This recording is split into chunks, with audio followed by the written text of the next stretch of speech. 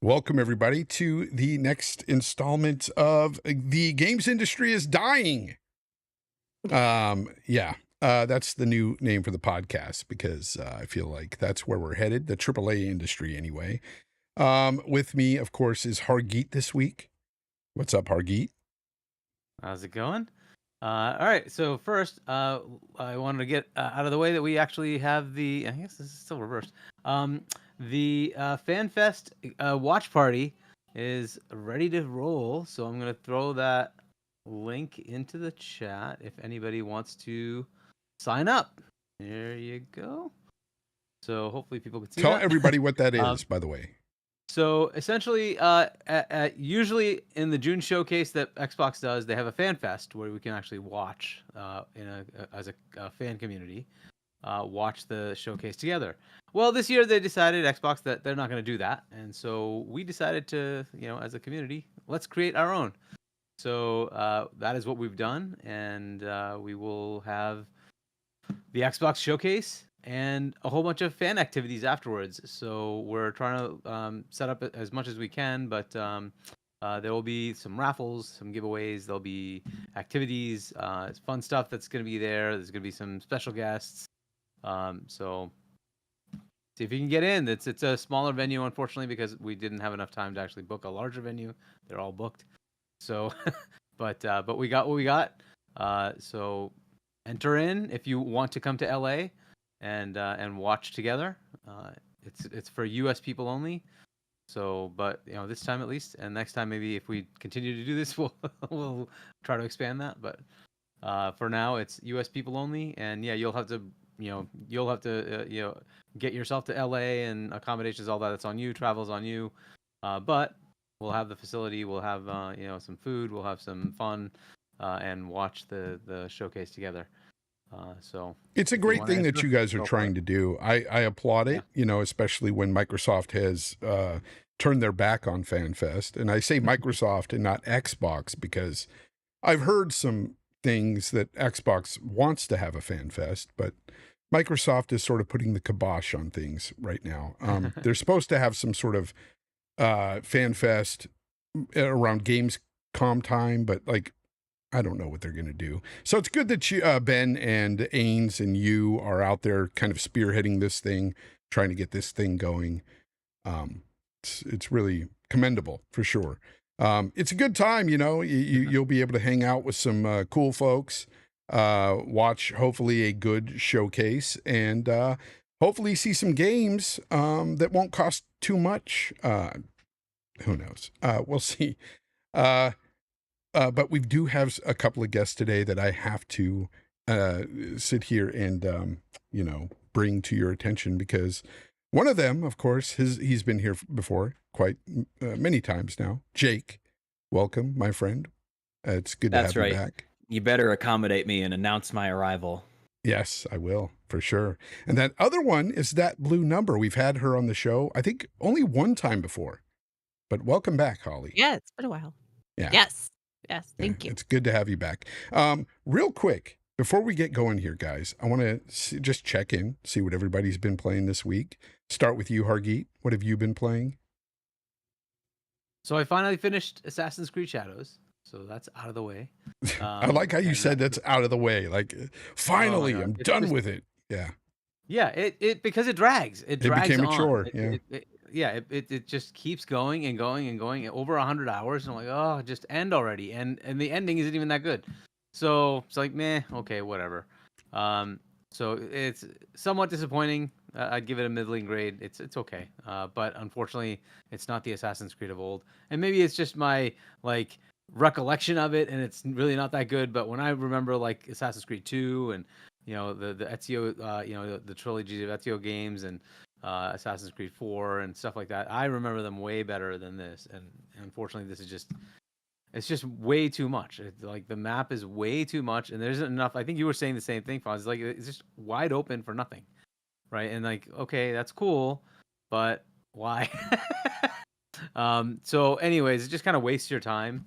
Like normally you might have like 30 like sync points. I think it has like 100. It's just ridiculous how many freaking sync points are. But yeah, that's how big the map is. It just takes forever to get through it, and yeah, whatever. At least that's done. I'm now playing South of Midnight. So I'm probably more than halfway through. I don't know. I just if people have finished it, I finished the Molly level. I don't know if that puts you like chapter 9 or 8, 10 or something like that.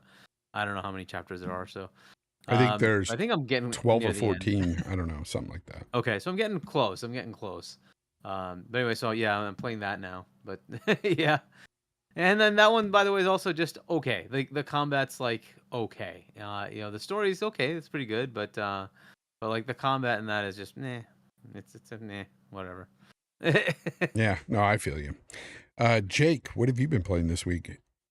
I've been trying to chip away at Assassin's Creed Shadows, but again, the same problem is that like the core basic gameplay loop is fine, and the writing is fine for the most part, but it gets repetitive and seems padded for padding's sake. It's actually a fascinating comparison we're going to have to make with Ghost of Yotei later this year, because for Tsushima, I found that the open world gameplay of that one was equally padded and boring for me as Assassin's Creed, but what carried it was really, really good writing and generally like a slightly, I guess, like a better combat system.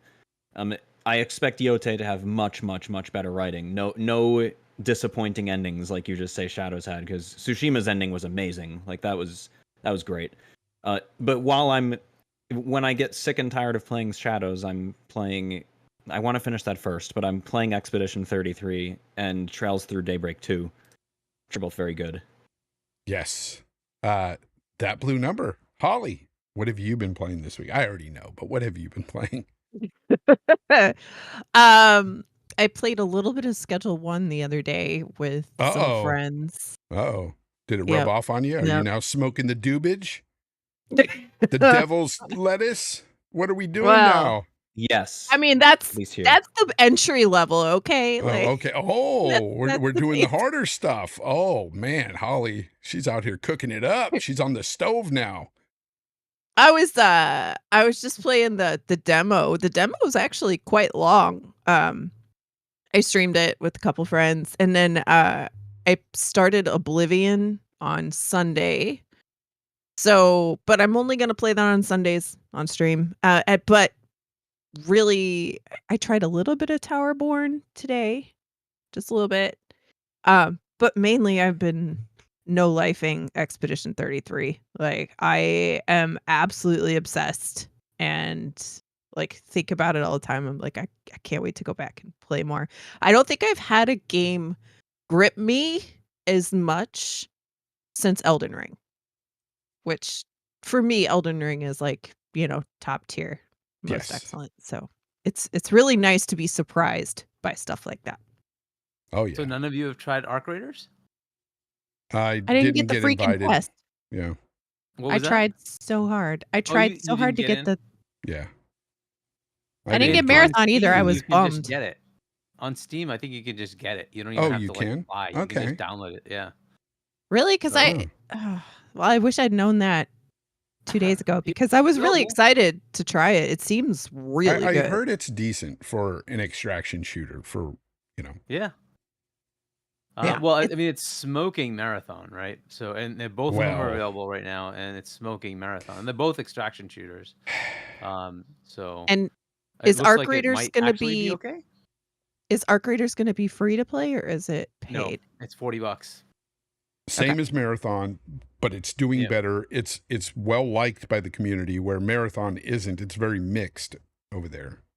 So Mixed. I mean, I've yet to hear somebody say this is fantastic. Have you heard that? I from haven't anyone? heard that. I haven't heard that. No. No. So I've like, heard I don't think it's it's mixed at decent all. or I it's think it's good. all like, this needs to be cooked a little bit more. This is not Yeah. not ready to They come out. said on Twitter the other day that it was going to be maybe not as catastrophic, but it's going to be another Concord. And I got all these replies like, "Oh, look who's making it. There's no way that's going to happen. It's going to be super successful." Yeah, I'm going to just save that, and I'm going to come back and gloat later when I end up being right yet again. I mean, I hope that doesn't happen, but it really is on that trajectory. Whatever. Like really on that trajectory. I mean, you know, I can say that I hope it doesn't happen, but I really just couldn't give less of a shit. I don't care. There's plenty of other games like it. The biggest problem with Marathon is like they are shooting themselves in the. I mean, there's problems in Marathon, but the biggest issue is that they're just shooting themselves in the foot because they keep putting out all these statements about things that they want to add to the game later, and I'm like, it's not a free to play game. If it was free to play, that would be fair for you to say that, but it's not. You're charging people $40. They want to have like a hub world, and I'm like, that's something you put in from the beginning. That's not something that you add later as like, I hope we get to this, right? Like, and they keep talking about the things they want to add after the game is out, and I'm like, for $40, you can't do that. You can't do that. No. I mean, you can. I just don't think it's going to suit you well in the long term. How much? Before how much was Concord? Was that 40 as well? I think it was 40. I believe. Yeah. I believe it was 40. Before I get started here and let you know what I've been playing, I want to give a shout out to Martin001, who left us with a member for 41 months. Thank you for that. I appreciate you being a member. He says, "Sup, Fawn, sup, Hargeet. Let's have a great show, boys." Yeah. Let me add what's up, Jake, and sup, that blue number as well, because they're here as well. He put that in before we, even got started. So I don't think he knew we had some guests today. So I'm sure he would like to say that. And it's good to see him still in the chat, by the way. Good to see you, B. Martin. I have been playing Expedition 33. Well, I did play Expedition 33. I beat it. When I tell you that this game grabbed me, like I didn't think it would. Now, when I saw this game in the trailer, the initial trailer that it showed, when we saw it at the showcase and stuff, I thought, that game looks cool. The art style looks good. It's got some of the voice actors from Baldur's Gate 3, which I love too. I was like, that might be a pretty good game. I know it's turn-based. Turn-based isn't exactly what I want to play, but man, when I got into this game, first of all, from the opening sequence, this game just hooks you with its story. The characters themselves are likable. That's the number one. You have to understand, developers out there, if you're creating a game for people with a good narrative, the one thing you have to do is make your characters likable. And they exceeded in that goal. Like, I liked every one of the characters that I had picked up along the way in this game. And by the end of it, and I'm not going to give any spoilers away, by the end of it, there's some hard choices you have to make. And it's like, I literally sat there for a good 10 minutes before I made choices, because I like all these characters and I want it to end as beautifully as it can. And it's hard. Like, it's so hard. It's such a good game. Such a good game. As for the turn-based combat, I think the turn-based combat is probably the best turn-based combat I've played ever. And that's because they added elements into it that are live action. You've got the whole dodge, you've got the parry mechanic, and you've got the shooting mechanic that's live. And dude, it really adds a perfect element to turn-based that just works. Like Todd Howard would say, it just works. It does. It's such a great game. I don't know. I really freaking think that, like, even if you don't like turn-based games, this is the one to try. Honestly, if you like RPGs in general, this is the one. It's I, up there with the greats, in my opinion.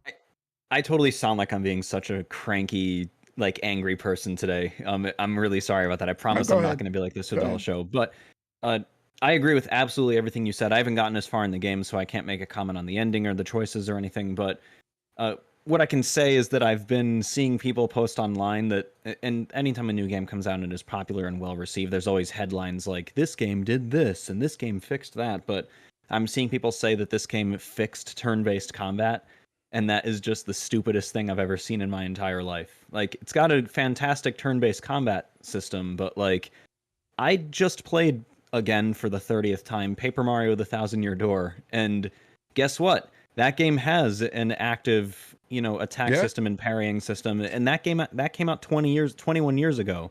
So like, there've been plenty of other games that have fixed turn-based combat for people that want live action, elements to it. I'm glad everyone's enjoying it, but like, come on, let's be realistic here. Yeah, but I have to add as well. Boba Fett in the chat here says 99.9999999% it wins Game of the Year. I'm of the same mind. If this doesn't win Game of the Year, it's a fucking robbery. It's going to be on the. It's going to be the. It's got to win. One of the nominees. Oh, for sure. It will be. I think it'll but be a nominee. It's got to win. Well, it's got to win. I think don't know. personally, I think it has a strong chance. But don't forget that we've had Kingdom Come Deliverance 2. Which I played and beat, and it doesn't. And honestly, I love Kingdom Come Deliverance 2. I think it's an amazing game, great narrative, good characters. This one slaughters it. I do think this one has better. this one has a better chance of actually winning. But again, we're only a few months into the year, and there are still 2 PlayStation games. I'm sorry, you have to always accept that they will be the ones that are preferred. Yote's not winning. That's what's good. Oh, I don't think Yote Yote is going to come close to this. Are still coming, and I still defer to those winning. Oh, and we still got Mind's Eye. Mind's Eye, by the way, Holly showed me some footage that I guess was leaked. Did you see the driving one too? Oh, the driving one makes it look so awful.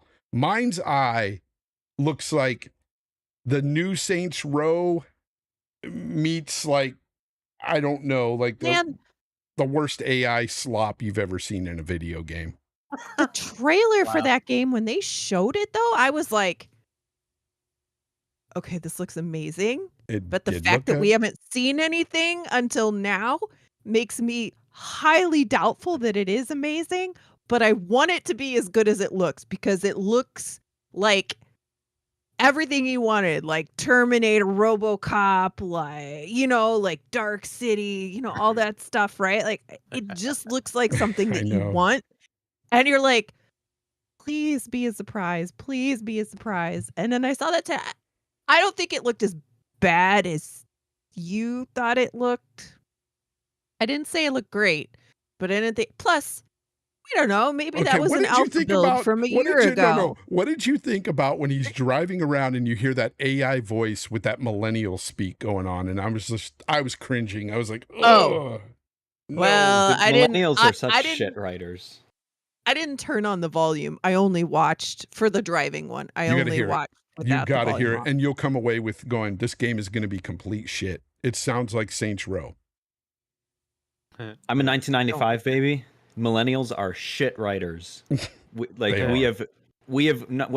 shit parents and we're shit writers. Oh my god! Like I think us millennials are going to be the next baby boomers. When baby boomers all die out, we're going to be the next hated generation. Wait a minute! Isn't Sandfall full of millennials? They had great writing in Expedition 33. Hats off to them, man. I mean, this is the one time I'm going to give the French credit. French, though. This is the one time I'll give them Frenchies credit. Expedition 33 is well written. Mostly ex-Ubisoft developers. Mostly ex-Ubisoft developers, which is just proving yet again what I've been saying for years and years and years, is that Ubisoft is chock full, or at least was chock full, of amazing, incredible, super talented developers. Mm-hmm. And their games being repetitive, padded slop, and their bad business decisions and anti-consumer practices, all management. And Expedition 33 is proof of what happens. And by the way, the Mario Rabbids games, I think Oh, I love Immortals those Phoenix games. Rising, like games like that prove that if you just let Ubisoft developers make games, they actually turn out really good. So the problem is Well- like the revenue part of that didn't work out, right? So Immortals Phoenix Rising didn't sell as well. The second Mario Rabbids didn't go anywhere, unfortunately. So, unfortunate, but that's kind of Which what is a happened. shame because those games are phenomenal and they're tough. And Like, and another they're example of what you were saying, like great Ubisoft game, poor sales, Prince of Persia, the recent one. Another like really phenomenal Ubisoft game, and They just hit unfortunately 2 people million, didn't buy though. it. So It just hit 2 2 million. million. So 2 million's decent, but For a like game that compared- size. yeah, That's but pretty like good. it's like Sony shutting down Japan studios because those games don't sell 10 million copies like The Last of Us 2 does. Like But they that's hinted that they were greenlighting a second one because they'd hit 2 million. So they canceled it. And I'm really mad about that because I would have loved like a follow-up Immortals that game. just- they just dropped that news. Like that was When? just a couple days ago. Oh, you're gonna have to send me a They link put to a- that. I want to see So- that because but the thing is It was a teaser. the original Ubisoft creators that made Odyssey and Immortals, those two games, the original Odyssey members in that group are gone because this same group made AC Shadows, but all those guys are different now. So I wonder if some of these guys are in Sandfall now, because in my opinion, Odyssey and Immortals are probably some of their best games, as well as you guys think, at Ubisoft. So I'm wondering if some of those guys are at Sandfall, and that's why this game is as good as it is. And plus, like you said, Jake, they're not under this corporate machine anymore, so they get to make what they want to make. And this is obviously, you could see the amount of just passion they've poured into this project. It's crazy to me that Game Pass got this game. It really is. It's nuts that Expedition 33 can be played in Game Pass. What a win for Xbox Game Pass. Can I just say too that the really cool thing about Expedition 33 is that it's just my personal preference does not lean at all towards Japanese games, right? Like I just don't enjoy them. I've played, I don't know, 4 or 5 hours of Final Fantasy and I like the combat, but I just didn't, just the You don't vibe with story the and stuff didn't banter and vibe with everything me. between each other. Yeah. It's different. You usually get that, weird kind of dialogue that doesn't. It's not my thing. Right. It's not very But- American. Yeah, for sure. I know I'm in the minority. I totally get that, right? But what the beautiful thing about it is that like this game has been able to bring all of that stuff, right? That Final Fantasy and a lot of the others have been doing, Persona, right? And bring it to a French story with French cursing, which cracks me up, right? That they speak all in English, but they shoot off these French curse words a lot. I'm learning French, so that one made me Putain. laugh, right? Piton and merde. yeah, they say But those a lot. they say them a lot. So like, but then to be able to bring those, and even like the music, you can tell it's like, it's very Western, European. Yes, but it's got a lot of Japanese influence in what it is, right? You can see the Japanese influence in a lot of the aspects of the game, but it's enjoyable for somebody like me who just doesn't necessarily, care for the traditional like, Final Fantasy style storytelling or the Persona storytelling. Was it the So- 7 remake games that you were playing, like Final Fantasy, the 7 remake, 7 Rebirth? remake? I finished Rebirth and meh. Like it's good, but it's definitely, if I was to be like, hey, play this Japanese RPG, it would be probably my 20th choice. And this isn't, I'm not saying that like, oh, you played the wrong game, your opinion's wrong. I'm No, trying I to say, get it. I kind of agree with you. Like Final Fantasy 7 remake, Rebirth, but especially remake just didn't do it for me. I love the original. It's not more those the like ones. ooh woo stuff that I don't like. And Uh, the 7 remake games toned down on that a lot. Like Hop in Xenoblade 2, which is my favorite video game, like favorite single player game of all time, and that is just very Japanese. But you'll see like everyone that tries it is like they're put off for the first like couple of chapters, and you see them like, oh, I don't want to continue playing it. And then every streamer I see playing it, and then they get to the end of the game and they're like, oh my god, that was the greatest gaming experience I've ever had. You know what? I'm going to say something kind of controversial here. I love Final Fantasy VII, the original. One of my favorites. Expedition is up there with Final Fantasy VII for me now. I don't think that's controversial at all. I think it's that good. It's really freaking that good. I can't wait till you play it, Hargeet. You're going to enjoy it. I'm sure you're going to enjoy this one. I know you're not a turn-based guy, but you're going to like this. If you do what I did, and here's something a lot of people, it's controversial too what I did, because I got people in the chat like Boba coming after me in DM saying, no, you need to play more of the side stuff. I didn't really do much of the side stuff because I was worried this game was going to be really bloated. So I was like, I'm just going to concentrate on the main missions. And that's all I did. I did a few of the side things. And then some of the stuff that was offered to me and some of the side stuff, like the mini games and the platforming, I didn't really care for. So I just didn't do it. I was like, nah, it's not for me.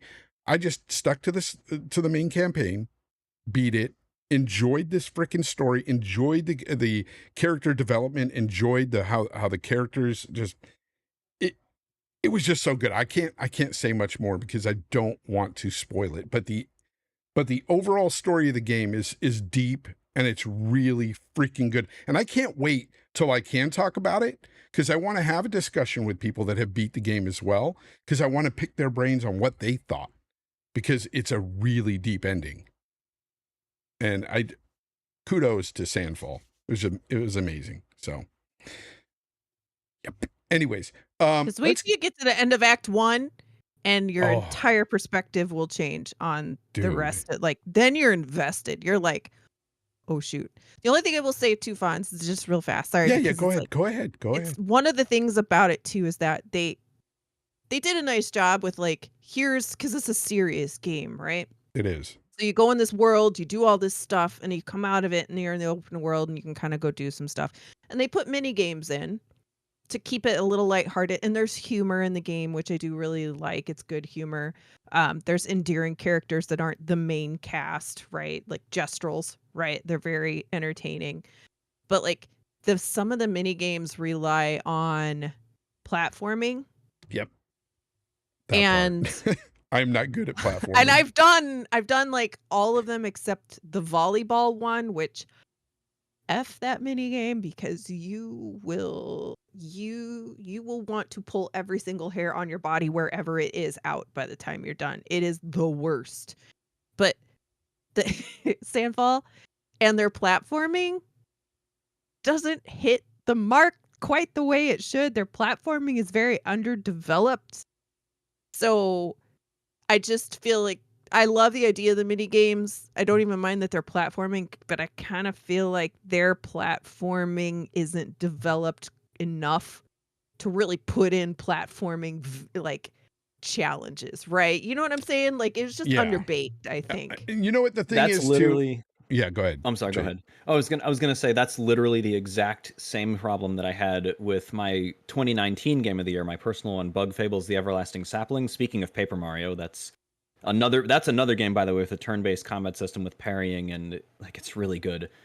But in the same way, they've got platforming segments, and it's, if you're making a game, if you're not dedicating your engine to platforming, don't put platforming in. It's not worth it. It never works. Yeah. One thing I will say before we stop talking about Expedition, I promise we'll stop. The game doesn't ever, like we were talking about how it's a serious toned game. It has that element of comedy here and there, but it's not forced, and it doesn't ever get cringe to me at all. And there's so many games that try to add that element of comedy, and they push too far, and they just make it so just ridiculously stupid, and I don't even want to deal with it. But Expedition is so well done. Man, it's so good. I cannot wait to see what Sandfall does next. They're kind of like Game Science for me that did Wukong. Wukong was such a great game for being their first game. It's the same thing with Titanfall. I cannot wait to see what these developers do next. It's really cool. And guess what, guys? AA developers win again. I mean, here's a small team, 33, making a game that's just so much better than every other AAA game out this year. It's amazing, and I love that. I really wish, like, the last thing, I promise this will be my last thing, but I really wish that the Xenoblade series was not stuck on Nintendo platforms, because I would have already bought it for you on Steam if that was the case and forced you to play it. Because all this stuff that you talk about, these games you love and what you love about them, like, those Monolith Soft does all of that stuff better than everybody else. Atlas doesn't come close. Square Enix doesn't come close. They're just better than everyone else. But they're a Nintendo studio, and that's Jesus. Unless you want to emulate, that's just something you got to deal with. I'm not saying, oh, Jesus to you, Jake. It's to Red Wolf Renegade with his $5 super chat saying, can we talk about Towerborn? It's game of the year for me. The part when the dude tells me I'm a tower and then borned all over the place was peak chef's kiss here. Loves it. I was playing Towerborn with him and DeMarco right before this, and our impressions even before you get out of the tutorial and into the hub where you can actually like squad up with each other. It's a game. It's a game. Yeah, it's a game. And I've heard this from somebody else this week who played quite a bit of it and just came to me and said, well, it's a video game. And I was just like, oh, that bad, huh? He's like, yeah, pretty much. Let's get into the biggest topic of the week, guys. This is the hugest topic out there. This week, PlayStation had its secret show, and they revealed gameplay for Borderlands 4. Everybody wants to talk about this. Gamers everywhere on every platform were clamoring to watch this. They just wanted to see, what are we going to get in the next installment of this franchise? And we saw what we're going to get. Are we happy? Hargeet, you saw Borderlands 4, right? What do you think? Bother watching it because I'm going to buy it anyways. Oh, I like Jesus, you didn't even watch it. I'll take a look. But Yeah. what I've heard from it is it looks pretty good. It looks like it's kind of mixing a sort of Destiny-like gameplay with Borderlands. So that's what I'm hearing. But it doesn't matter. I like Borderlands, so it's a great co-op game. So I'm likely to get it anyway. So just depends on backlog. So we'll see when I get it. But no, I have not actually watched the trailer. Do we want to just put it up? Maybe we can. Nah, let's not. Jake. No, okay. I don't want to ruin the stream. I don't know what'll happen. Might explode. Jake, you saw the Borderlands stuff, right? Borderlands 4. Do you like Borderlands? I don't even know. No, because I couldn't give possibly even less of a shit. I just don't care. Damn. So I never cared about Borderlands, but I just recently started playing Borderlands 3 with Colt and Holly here, Hargeet, and it's fun with friends. It's just a basic looter shooter it's fun in co-op. But playing by yourself, it's absolute ass. I don't like it by myself, but with friends, looter shooters don't do it for me, man. Yeah. That's all it is. I get it. 100% get it. That Blue Number, did you watch it? I did. What'd you think? Like, there was like practically no press for this thing, which was kind of surprising. Well, it's Borderlands. I know, but still, like, it's so. And it's Sony. They're weird. Did you play 2? Or did you only play 3? I only played 3 a little bit. I played a little bit of the first one because originally I bought like the Handsome Jack collection or whatever, and I tried to play it like 2 years ago, and I couldn't get into it. And people were like, how can you not get into it? You like Destiny, and that's a looter shooter. And I was like, well, I tried to play by myself, and they're like, that's it. It's because you tried to play on your own. And it is it. Because when I played with Colt, I immediately liked it better. It was just fun to run around and shoot shit with people. Yeah. It is. Yeah, and it's a good sandbox for that. I like looter shooters. I like 2, and I played that some co-op, but mostly on my own. And I really enjoyed it on my own. But it had a really good story. 2 is really good. So like if you just want to like go back and run through the campaign on that one, it's a good story. And I don't think you'll be like too disappointed if you're only playing alone or, you know, obviously with somebody is fun too. The preview event, every commercial spot we've seen for Borderlands 4 up until this, I was kind of like it's more Borderlands. Yeah. But like nothing about this trailer makes me excited. Like I love Borderlands, but nothing about this trailer gets me excited like, hey, here's a new installment in the Borderlands series and in the Borderlands world. This looks cool. Let me go do this, right? Nothing. And so, and it's more kind of that like, it still is, oh, it's just the over the top, like, you know, their music is a little dated. It fits the genre, but it's also like, well, you've been using the same style of music for a while. That would have been nice to update a little bit, just pickiness. But this state of play actually made it way more appealing. I was like, okay, all right. Like now I'm more invested in seeing how 4 goes, because those bosses in 3 are the worst. Super annoying. But I think they've heard that feedback a lot. And it looks like they've modified the upgrades that, like, you can actually upgrade your weapons now, and you can take mods from different manufacturers like Jacobs and put them on a doll or whatever.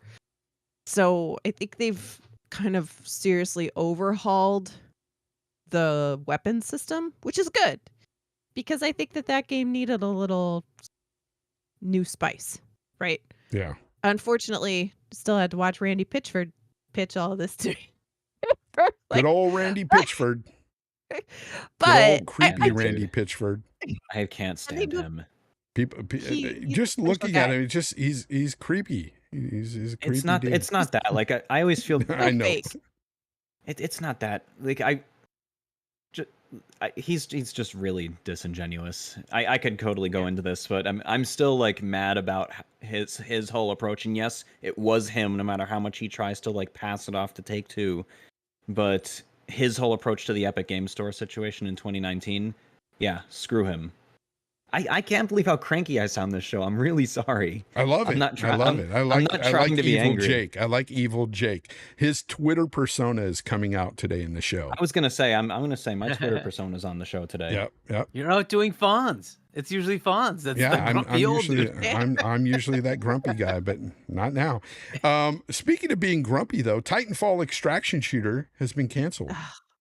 Not that I gave one shit about another extraction shooter, but I do care about Titanfall. Titanfall is a great franchise, but give me a goddamn campaign, not an extraction shooter. I'm glad this was canceled. I don't know. How do you guys feel about this? Anyone? Titanfall is the most mismanaged IP in video game, like in the video game industry today, and it's really sad because like Titanfall 2, I think has. If you don't count like Half-Life 2, which is not 100% shooter, I think that Titanfall 2 has the best campaign of any first-person shooter game ever made. And when I play it, and I just know that like we're probably never going to get anything like that from them ever again. It's really, really sad. It's like when you watch a really good TV show. Its pacing was perfect in Titanfall. And it was it had unique like gameplay elements. Like they were doing the whole, instant time warp thing before SSDs were in consoles, like just really, really cool stuff. Oh, how did they manage that without the power of the PlayStation 5? It's just storing some textures and doing that before anyways. Switching between all them. baloney. Oh, I just want to get Hargeet riled up now. I want evil Hargeet to show his face. Evil Hargeet's the funniest one out of all of us. Yes, true. Titanfall, it is disappointing that they're not doing anything with it, but he's like Vince Appel is working on multiple projects, right? So hopefully something comes of those several things he's working on. We'll see what ends up happening, right? So maybe they tried it, didn't work, right? They could release it like Marathon and find out it sucks. You guys, it sucks. You guys hear about GTA 6? It got delayed. May 26th. Apparently, so they say they came out with this statement. They came out with this statement that I'll read for you guys. It says Grand Theft Auto 6 is now coming May 26, 2026. We are very sorry that this is later than you expected, they say. The interest and excitement surrounding a new Grand Theft Auto has been truly humbling for our entire team. We want to thank you for your support and your patience as we work to finish this game, it says. With every week, we have released the goal. No, they said, sorry, I can't even read. With every week, with every game we have released, God, I'm not even freaking reading right. God, I can't even read. With every game we have released, the goal has always been to try and exceed your expectations, rather, not ours, yours. And Grand Theft Auto 6 is no exception. We hope you understand that we need this extra time to deliver at the quality you expect and deserve. We look forward to sharing more information soon. Sincerely, Rockstar Games.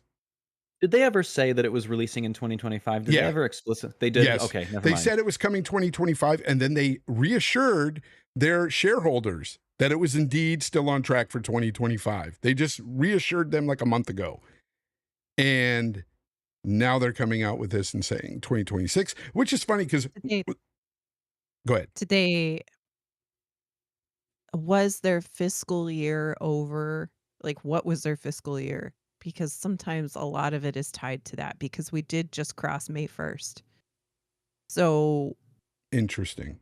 Maybe. On occasion. I don't know, but like Microsoft's fiscal year is, I think it's May 1st. It's either May 1st or June 1st. And that will play a part in what they tell investors versus, when their new fiscal year starts and they have a few more months to, drop a bomb like that and then come up with a narrative when they talk to shareholders again. Their fiscal year starts in October. Yeah, interesting. Holly, I heard just yesterday you've never played a GTA game. Oh, wow. Why not? Why not? Well, I don't know. At first, like the original GTAs, too old, probably too young. Dated for you now. Yeah. Okay. GTA 5 and GTA 4 are worth a play. 4 is pretty good, right? Yeah, you can do 4 or 5. Those are pretty good. I think 4 has the best writing in the series for sure, in my opinion. I have a friend who says 5 is his favorite game of all time for the campaign purposes. So I actually own 5 because I bought it because I was going to play it on my ROG Ally, like when I was commuting back and forth to work and stuff like that. And I just never got around to it. So my intention has always been, well, I'll play 5 before 6 comes out, right? Just to get a feel well, now for you've got more time. You've got more time. Yeah. And the cool thing about the games, have you seen the release windows this year? I know. And the thing is what's cool about GTA games is the fact that it parodies real life. So things that are happening in the news and stuff are things that kind of happen within the game, or you hear about it on the radio as you're driving around. I was going to say the radio stations. The radio stations are unbelievably good. I have all of the radio stations from 5 downloaded onto my phone, and my wife and I love listening to those whenever we have to like take a long drive. We love the GTA 5 radio stations. Because it's not just the music. The music is always great, but then they have these talk shows that they make up and stuff, or they have news things that they do, and it's always so good, and it, again, parodies life.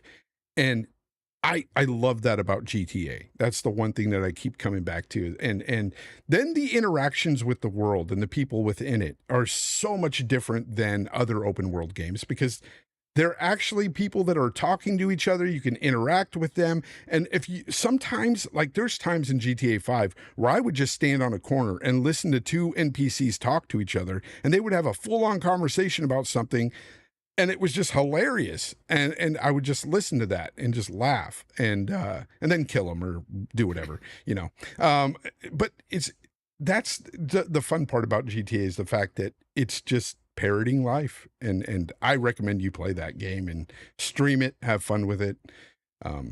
You'll have a good time. Yeah. Have you played Red Dead? Did you play Red Dead Redemption 1 or 2? Oh yeah, yes. Yeah. And Red Dead 2 is like top 3 of all time. that game. Yeah, so then I would think that hit you would so like hard. GTA as well. She'll like it. I mean, Red Dead is a different type of story, but it's still the same Mhm. kind of, the same team, right? So same kind of Rockstar's quality. very good at making like a living world, right? Yeah, exactly. That's just really their specialty. Like all that stuff's going on, and yeah, I wish they'd had more of that in Cyberpunk. I feel like if Cyberpunk had had more of that Oh, aspect, yeah. man, can you imagine that game if it was I know, more I of just love an that actual game. living world?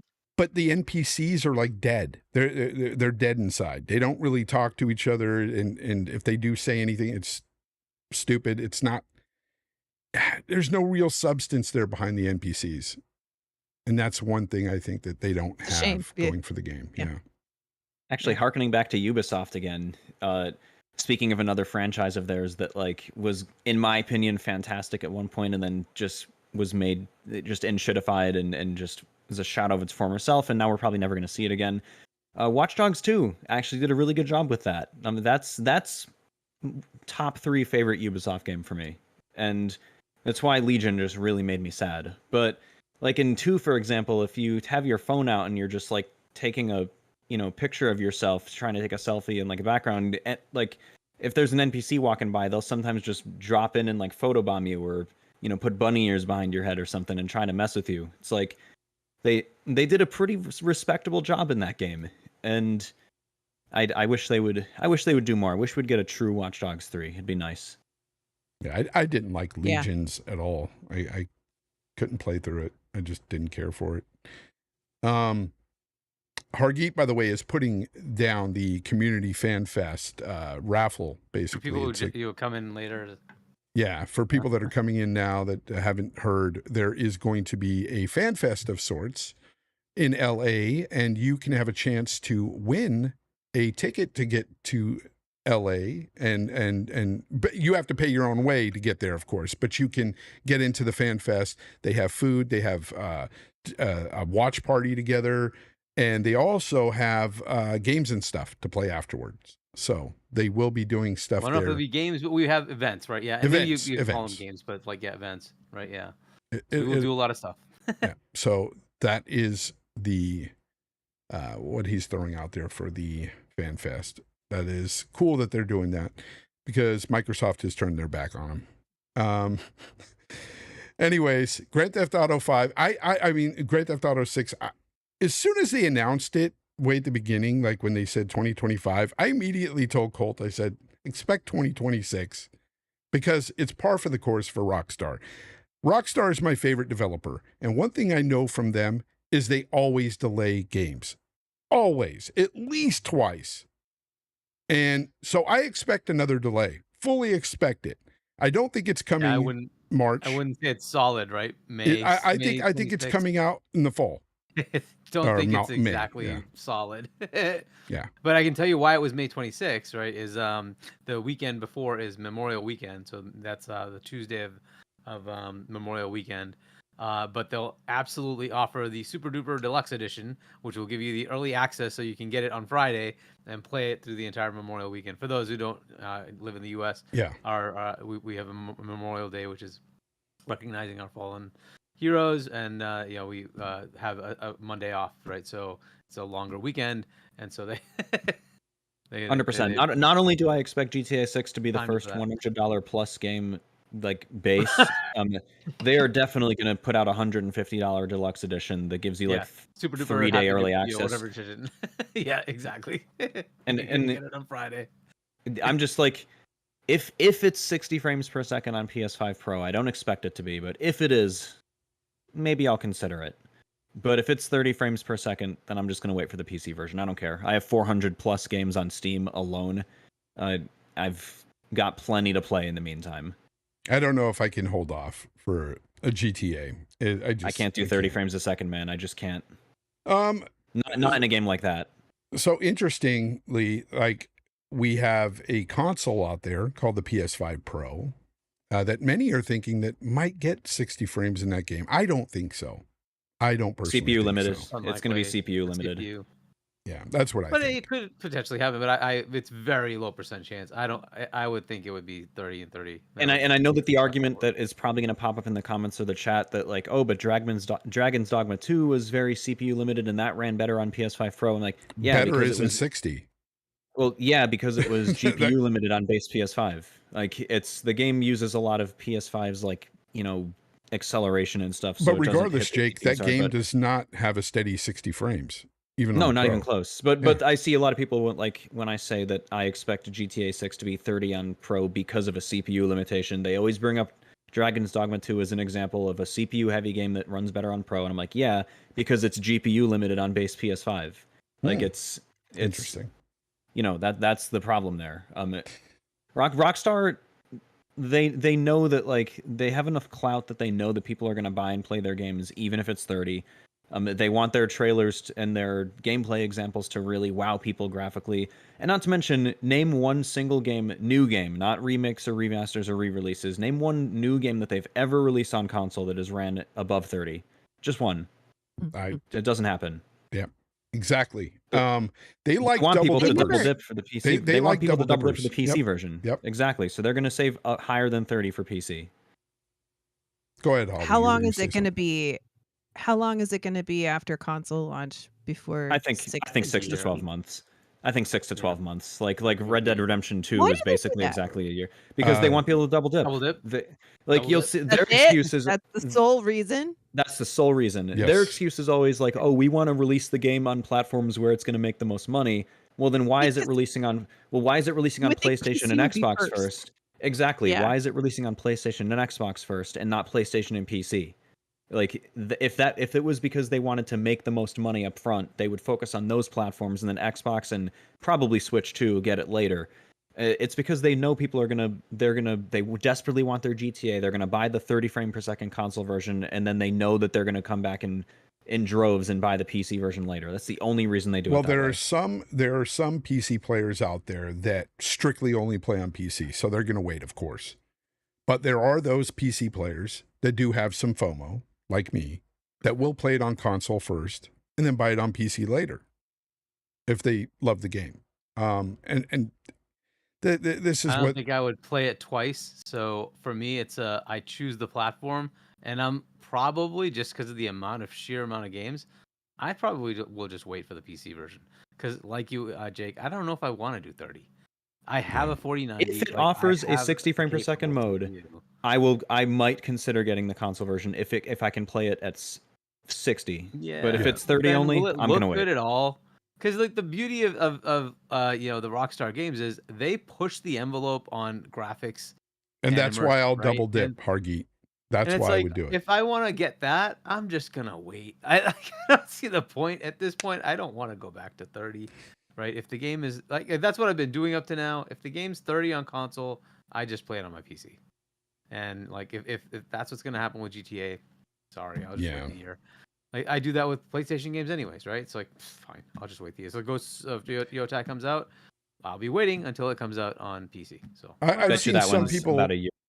I've seen some people throwing out the idea that maybe, like a theory that maybe they're holding it off till next year because they're going to have a PC release coincide with the console release. And I'm like, no, there's no way that's going to happen. They love double dippers. They're not going to do that. But for sure, you can count on this. It will be out in 2026. 100% sure on that. Just don't know exactly if it's going to be May. Whether it's May or if it's November or something. Yeah, but it will be out in 2026. This is par for the course for Rockstar. They do this all the time. Yeah. Ever since the GTAs, like they just delay. Well, since GTA 4. Before that, they were putting out games like every 3 years they had a new game. This game is honestly like the longest freaking wait for a Rockstar game ever, I think. It's been a while. I haven't done the math, but it's been a while. 2018? When did RDR2 come out? 2018. 2018, yeah, and then GTA 5 was 2013, so freaking 13 years between GTA games. Yep. A long freaking wait. And they have over 3,000 developers at the studio. That's crazy, but when it comes, it comes. And I'm sure it's going to be a great time no matter what. Oh, the other thing I heard about it too, a theory that was thrown out there was maybe they had some DEI stuff and they're walking that stuff back because of kind of the climate changing and turning around. And I'm like, I doubt it. I doubt Doubt it. it doubt too. that's it. I think it's really just they need the time, and they're going to take their time, and they've earned Yeah. that respect to be able to get that right. They've got the credibility. They've put out incredible games. So if they need more time, let them take more time. And GTA 5 keeps selling, so what? Whatever, right? They keep raking in money anyway. So Yeah, speaking about DEI and stuff, Polygon has had massive layoffs lately, and it's other other ones too, other right? media It's, outlets as well. was it Giant bomb. Verge? And Giant Giant bomb. bomb. I may Yeah. say something that a lot of you may not agree with. My panel may not agree with me, but I'm just going to say it this way. I don't want to sound like an asshole, but a lot of these journalists that unfortunately are getting on, or were on the chopping block, kind of deserved what they got. Only Yeah, good because the riddance. last 6 years, and I'm only going back 6 years because this is kind of what I remember. In the last 6 years, it's gotten really bad with some of the stuff that these journalists have been pushing and talking about other, developers and trying to really change mindsets at development studios and stuff. And I'm like, that's fine. Just like, as you said, Jake, good riddance, because honestly, again, I hate to say it that bluntly, but they got what they deserved. When you push your fan base or the people that the very people that are supposed to be reading your publications or watching your videos, when you push them away and constantly fight with them, the gamers, then what did you think that was going to happen? What did you think was going to happen with your job? Of course, at some point it's going to break and you're not going to have people there watching you or listening to you. Well, games And- journalists hate Go ahead. video games and hate gamers because they wanted to be real journalists. They wanted to be like political journalists or whatever, and they couldn't make it, so they fell back on video games, and they see video games as almost all of them as like holding them back, and it's the reason it's their compromise. So they absolutely hate video games, and they hate people that play them. And you see countless examples of this.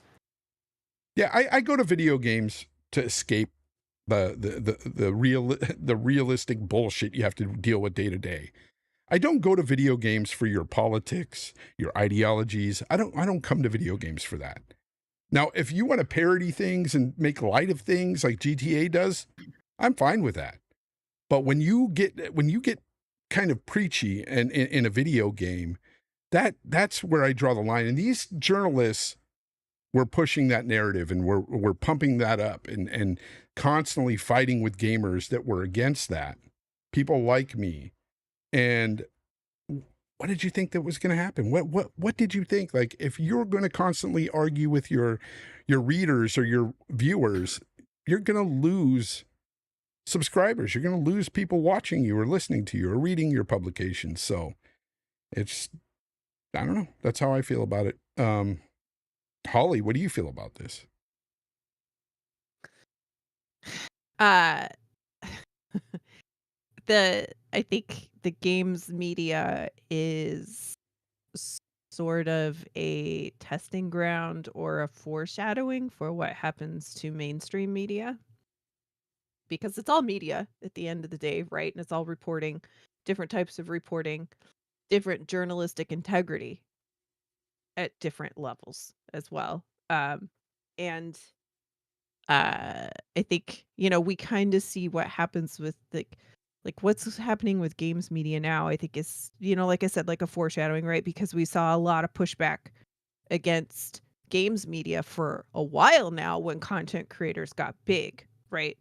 So people started turning to content creators for their information for gaming far before we've seen like the real pushback on mainstream media, and they're people really starting to figure out that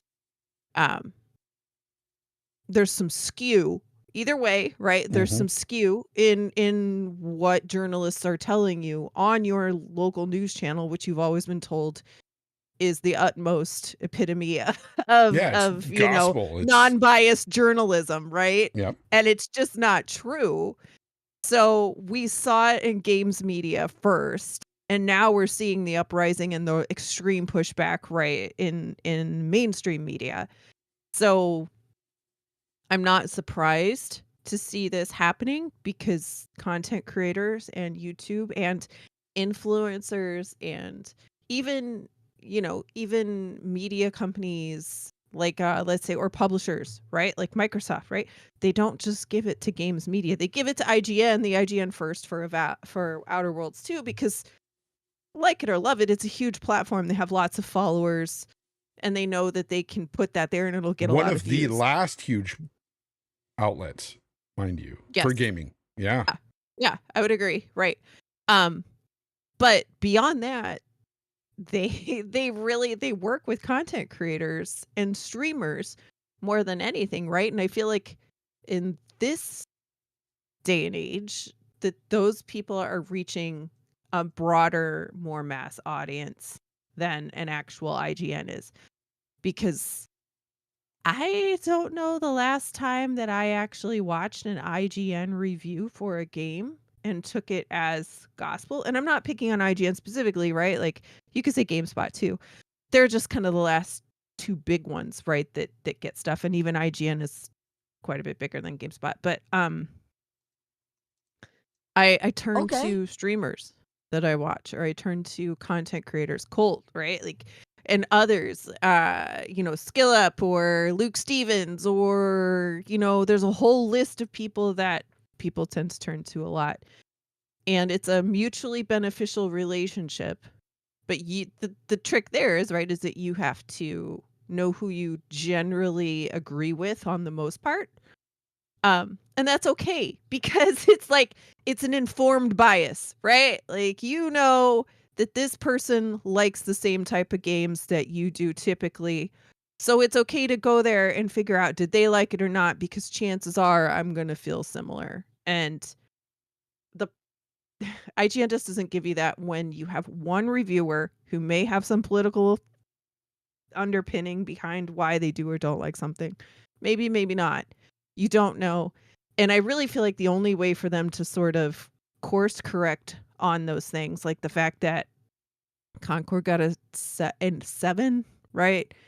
Oblivion Remaster got an 8. Starfield got a 7 or an 8, right? Like the scale is so all over the place for the same number, right? Objectively, that it is hard. And I'm not trying to pick on any of them in particular, but like they should really have like a panel of reviewers that like different things for every game and give an aggregate score and tell what each panelist gave individually so that you can trust IGN again and say, you know what, this person I align with, right? Like that's sort of the way you get around like losing people to content creators is to sort of personalize the people who are doing the reviews enough so that people can kind of like build that understanding of their personal reflection.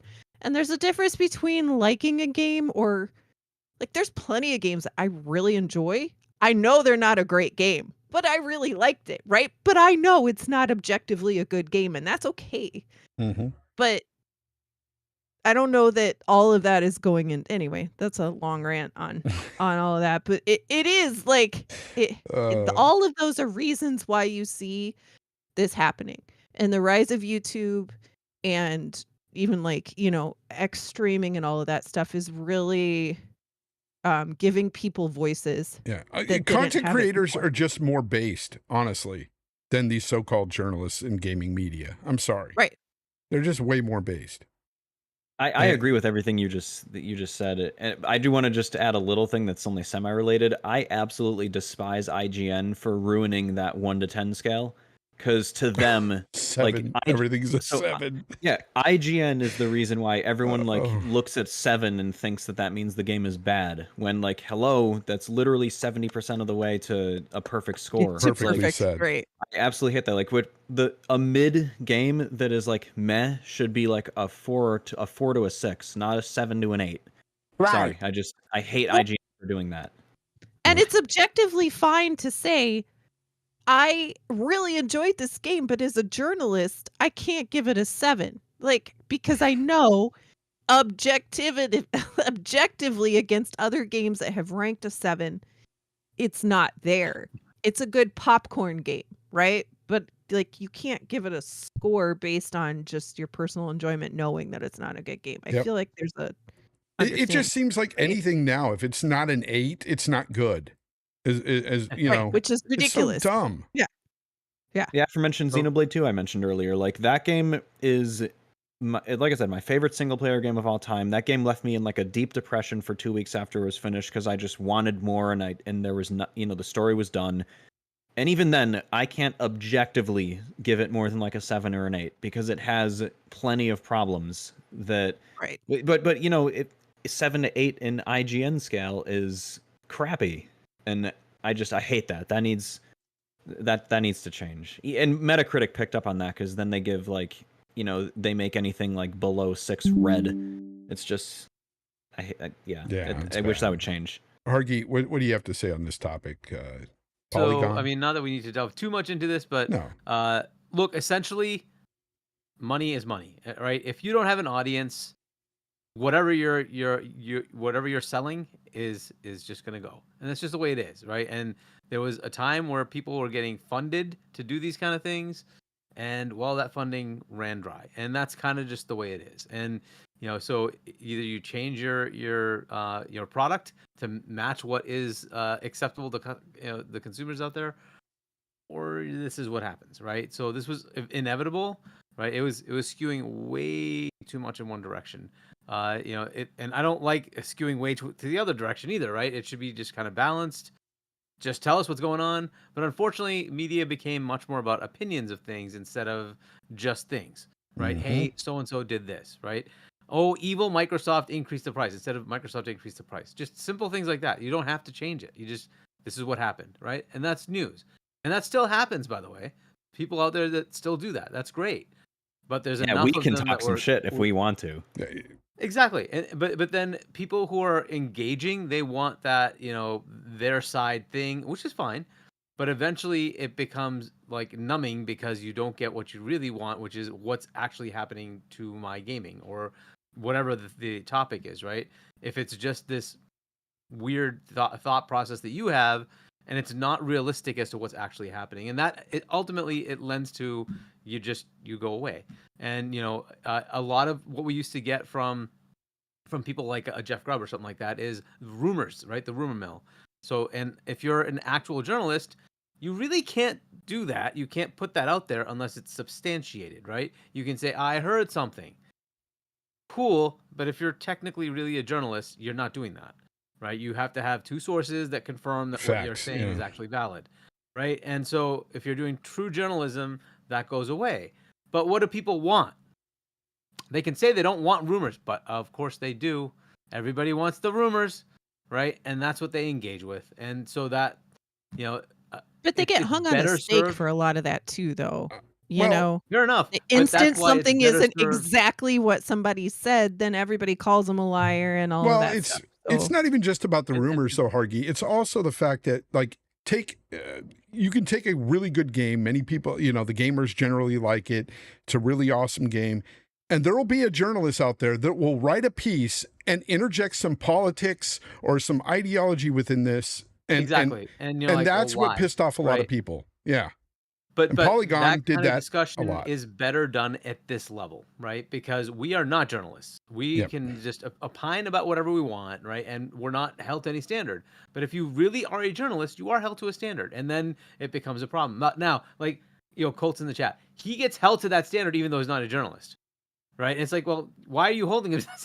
He never said I'm a journalist. Like, why would you hold him to that? He's going to tell you what he knows. If it turns out to be wrong, that's just the way it is. If it turns out to be right, that's just the way it is, right? And then that's what we all do, right? We're just telling you what we've heard. That's it. There's nothing substantial about it. That's what it is. So when journalists try to do that, though, it becomes problematic. I understand what you're saying too. Is like interjecting your political views into whatever it is you're reporting, whatever it is you're reviewing. that can get tiresome. And And it's silly you know, because and it can be no both matter sides, what right? And I get that. no matter what side you're on, you're pissing off the other 50% because it really is a 50-50 Yeah, split. so you just got right? to try to stay objective, right? And well, and put it in different terms. We see favoritism for different consoles, right? And we kind of see that kind of can make certain news seem more negative in one way and positive in another way, right? And that's also bunk. It shouldn't be like that. If you're being journalistic, you should just say, here's what happened, and that's that, right? I'm not going to pick a side. I don't care. I'm here for everything, right?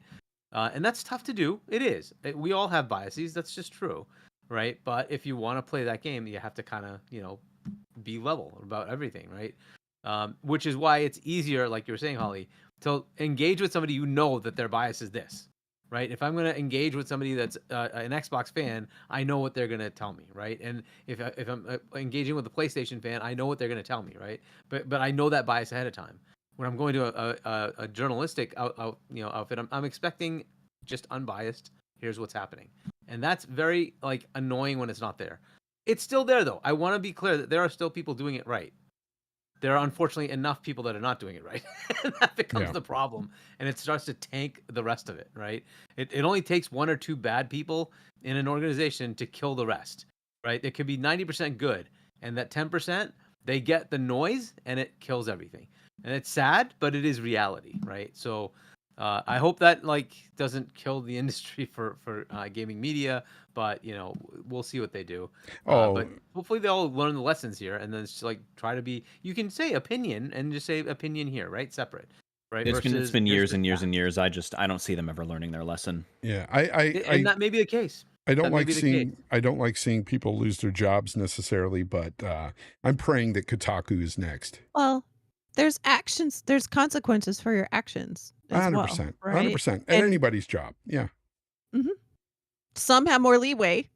They feel like some of these have had a lot more leeway for a while, but eventually, if you build enough ire among people who read your or watch your content or whatever it is, right? You lose your audience, and then you lose your credibility, and then you lose your job because you're no longer a viable asset to the company, right? Well, guys, we're going to move on from that, and we're going to talk about this, okay? In a time where there's record revenues for these corporations, we've also got record layoffs, and now we have record price hikes.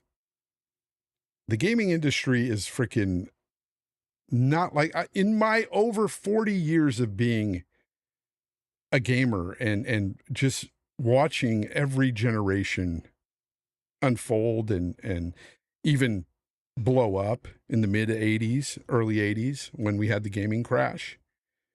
I have never in my life seen anything like we're seeing this generation. It is absolutely the worst generation I have ever witnessed. And I am just so shocked that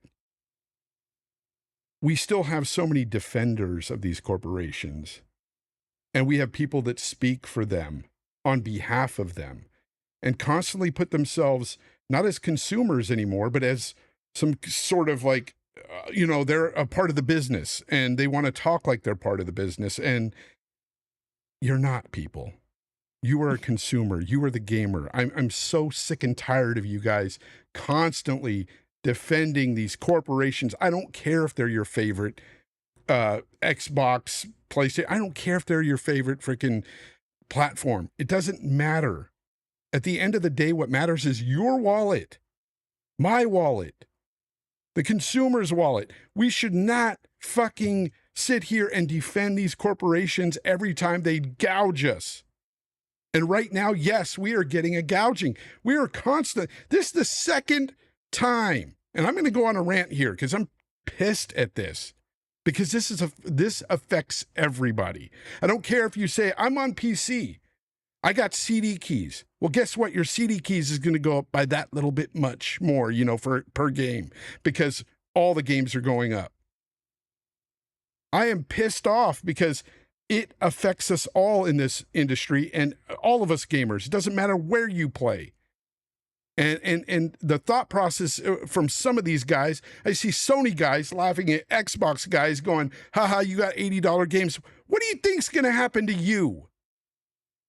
You're absolutely retarded if you don't see it coming to you. I don't care. It's ridiculous. You should think on the side of consumers. Stop putting yourselves in front of these corporations. They don't give a fuck about you. They don't. I don't care if you're a big content creator that you've gotten free shit from them before or whatever. They don't give a fuck about you. They use you. You are being used all the time to promote their stuff. That's all they use you for. So of course they're going to feed you little scraps here and there to keep you going. It's time to start talking and speaking with your wallets, because I will not buy $80 fucking games. You could sit here and say it's the tariffs this, the tariffs that. When's the last time a digital game was manufactured in China? You guys sound so fucking stupid. Half of you don't even know how tariffs work. I've seen some of you think that tariffs are added on top of the sales price. That's not how a tariff works. So stop talking like you're some business degree holding freaking computer science major. You're not a rocket scientist here. You don't know what you're talking about. You're not a business fucking degree holding gamer, okay? And even if you are, if you're running around thinking the tariffs are added on top of the sales price, you're an idiot. And you need to stop telling people that, because that's not the way it works. It pisses me off. We now have a console at $730. A 5-year-old console. I have never seen consoles go up in all the generations I've been a part of. I've always seen them go down. You can look it up right now. Google it.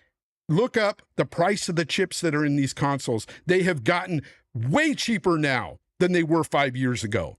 So tell me how these corporations are still telling you that they're still underwater with these consoles, that they're not getting any profits off of them.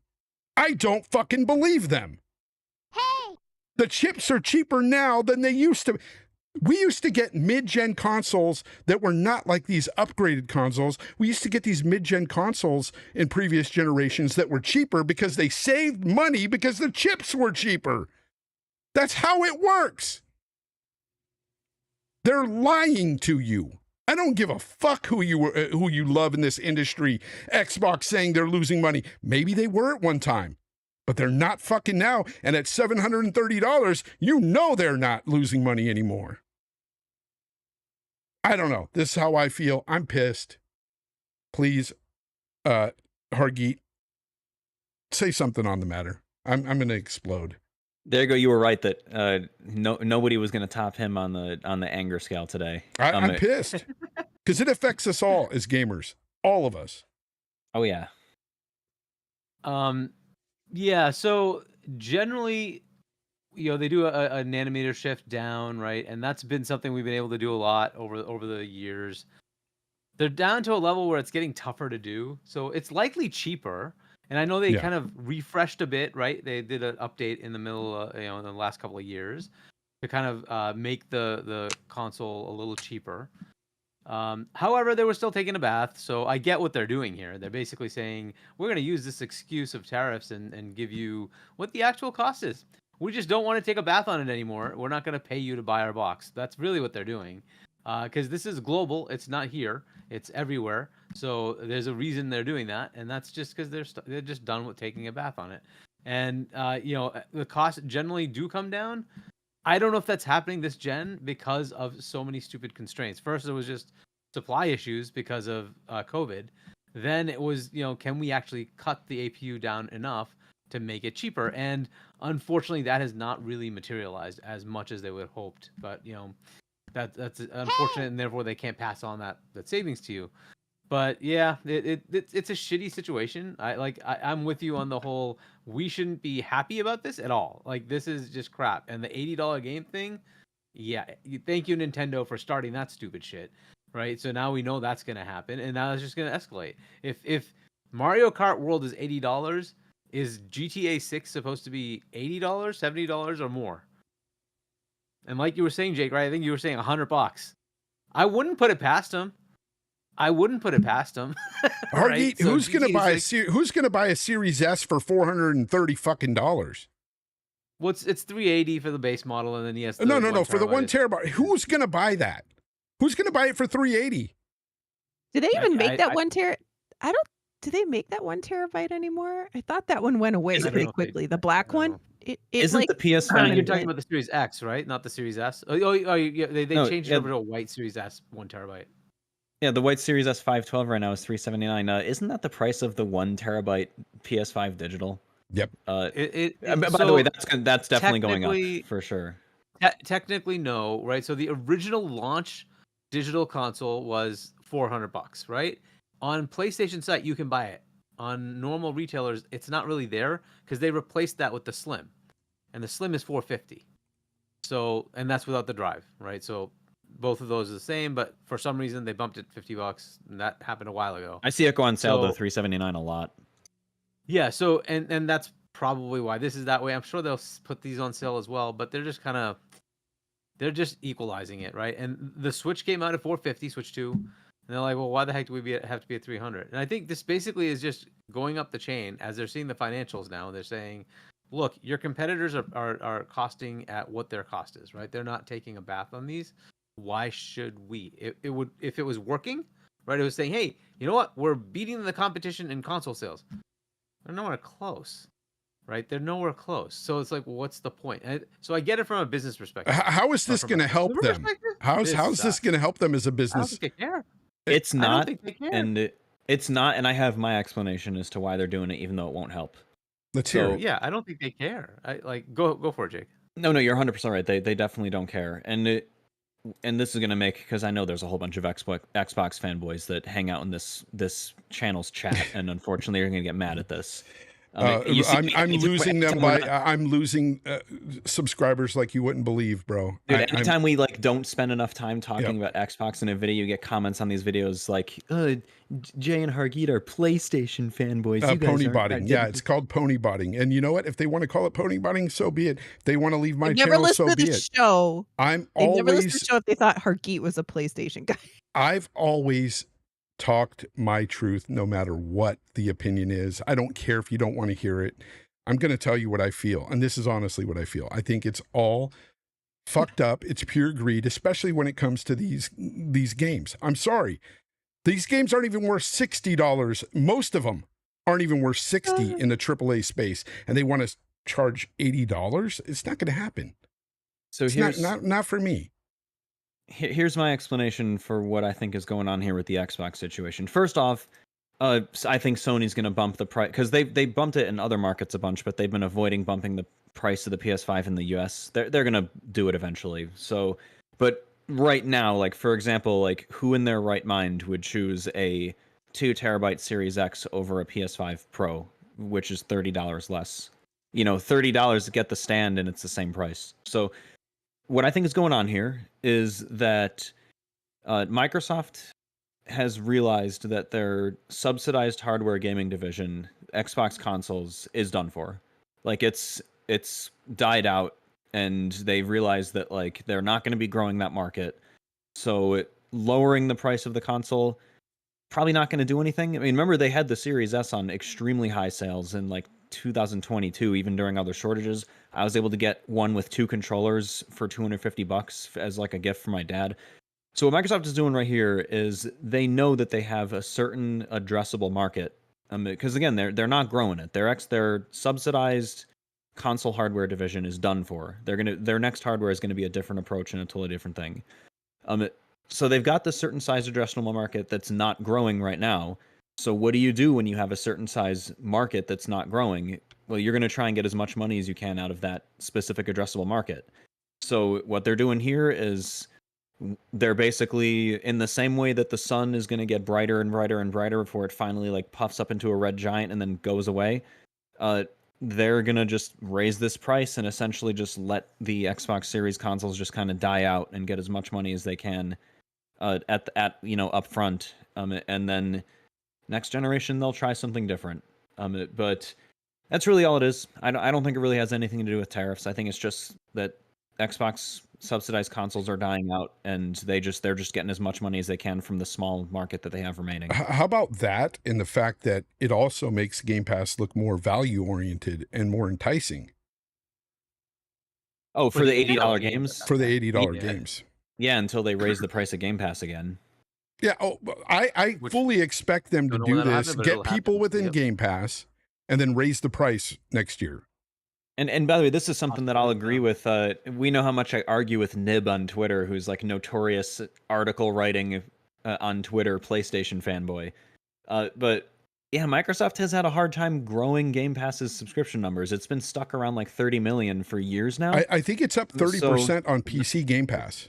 On PC Game Pass, Yeah. but console Game Pass has been tanking down. Stagnated. Yeah, you know. it is what it is. No, it's been on going down. console. It's been going down. So like it's Really? like all it is really just people moving from console Game Pass to PC Game Pass. Like it's not really growing in overall numbers. It's still like hovering around that 30 million mark, and that's not growing. So like, you know, that's if it's not growing and not doing well, then it's doing fine. It's 30 something million subscribers is pretty decent, but you know, publicly traded companies want growth, and if it's not growing, they're gonna do it. They're gonna do whatever they can to get like you make more money by either increasing your addressable market and getting more customers, or you extract more money out of each customer, or both. Holly, what do you think? So I have a little bit, like I'm a little bit with Jake, but also I'm taking it up a notch, which is probably even worse for me in the hate feedback. But my personal my personal opinion is that, to his point, hardware, I personally think that when ABK became a realistic thing and it was getting to the point where this is the deal, I think there were some hard conversations that were had that said, now we have all this software and we've always done software. We're good at software. We're fantastic at software. And so why are we doing all of these consoles and taking a bath on them every time? I think there was some conversations about that. And I am actually really surprised that they did this price hike on the consoles. And it's not just consoles, right? It's a lot of the peripherals too. I am really surprised that this happened, but I just think that Xbox they're trying to find a way to phase out their hardware to the degree that they currly do. I would say Microsoft, not Xbox. Microsoft. Yes, yeah. I'll use Microsoft because I agree. All of the people that we know at Xbox, I don't think that this would have been their chosen path. But they work for a big company, right? Who has big shareholders and big expectations. So I honestly think that they are looking for a way to turn the actual Xbox console into something that is either A, profitable, or B, like the Surface, where it's a niche product.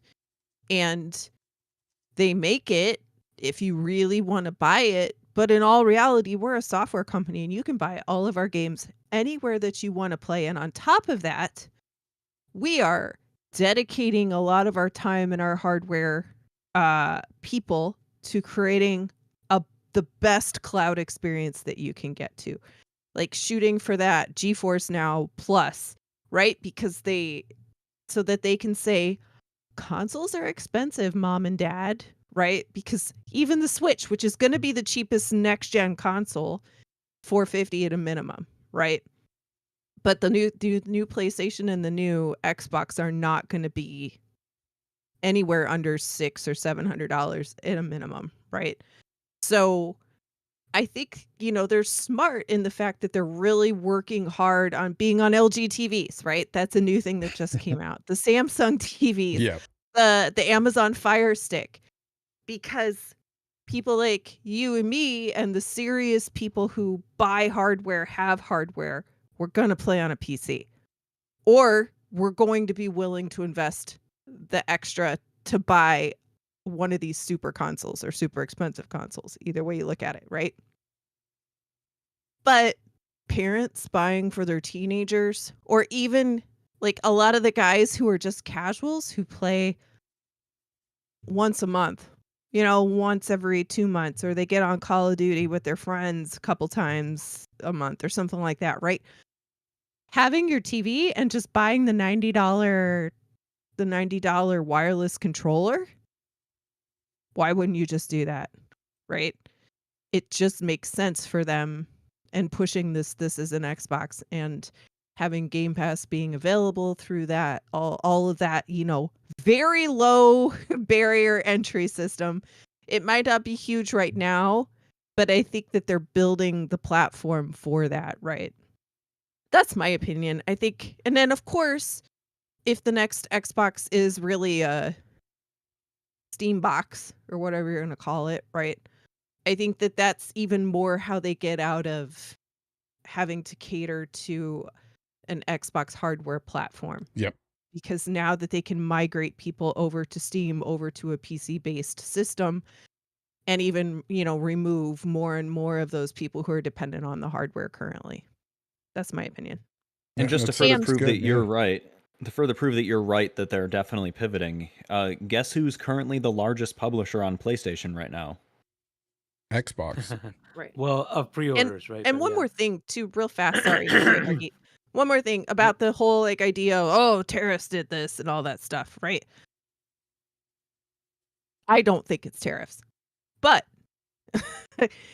just a couple ideas on that. Like, number one, price hikes don't happen overnight. The tariffs officially went into effect the beginning of April, right? With uncertainty, not exactly knowing what was going to happen. It's still uncertain, to be honest, right? Like, all of this political manipulation back and forth it's not done. But you don't make conscious decisions and you don't do the market analytics that you really need to do to know how this is going to affect your ecosystem. And we're not just talking about just the base consoles, all the peripherals, even saying that games are going to be going up, right? All of that stuff has been analyzed to hell for months. You can't tell me that that's something that you do in a 2-week. Plus the rollout. You have to roll out all those prices to all of the vendors, all of the dealers, to everywhere that you sell your platform. All of that takes time. It's not something you do that quickly. And even if it was tariffs, even if we went down that bubble and said, yes, it's tariffs, people are pointing at, well, it was Nintendo saying that they're going to do this and they're going to do $80 games or $90 games. Or no, it was PlayStation raising twice they've had price hikes in other regions, right? On all of their stuff. On their hardware. Like, you could point to all of that, but at the end of the day, it's Microsoft who chose to do this. If it was tariffs, There it is. If it was tariffs, you could have said, Microsoft could have said, let's watch it for 3 months or 6 months and see what happens. And if it's really going to affect our bottom line, at that point, when things have settled, the dust has settled, we'll know how in the bag we are for that. And then we'll do some sort of price negotiation and we will take that on until we know.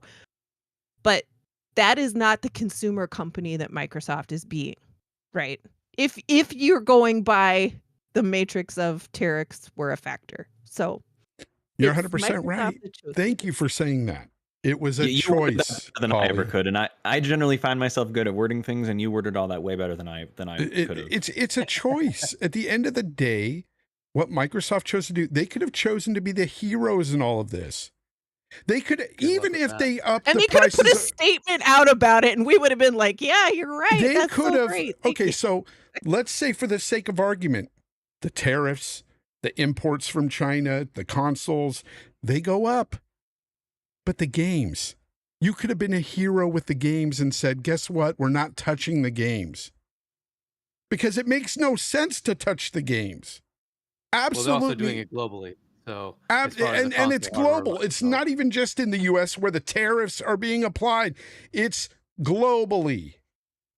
So And I hate when you have gamers, like And- consumers, that go, "Oh, it's because of inflation." I'm like, that's not my fucking Oh, problem. you mean the fake financial analysts? Yeah, we got a lot of those as gamers, and it's I'm like, crazy. listen, man. All I care is that I'm looking at it, and suddenly the game's more expensive. I don't give a shit Yeah, about let me get to these before inflation. they go away. Ron G with the 199 says, "Fonz, you sound broke, but great show." I was really going to say something bad to you, but I'm just going to refrain and be nice. Frugal. Thank you for that, though. Frugal. I think that even if you have all, if you're just if you're hard geeked, okay, I think even hard geeked cares about his money. I think if you don't care about your own wallet, you're an idiot, and I think you should speak for yourselves instead of speaking for companies. It's weird. Rachie with the 2 says, Fonz will be the first one jumping for $100 GTA. I know I say stuff like that. I'm very hyperbolic at times, but I don't spend full price even now on games. I don't. There's so many avenues I can take to buy a game that's cheaper than full price on day one. And I've only done that one time on PlayStation, and I regretted it. I had buyer's remorse immediately, and I won't do it again.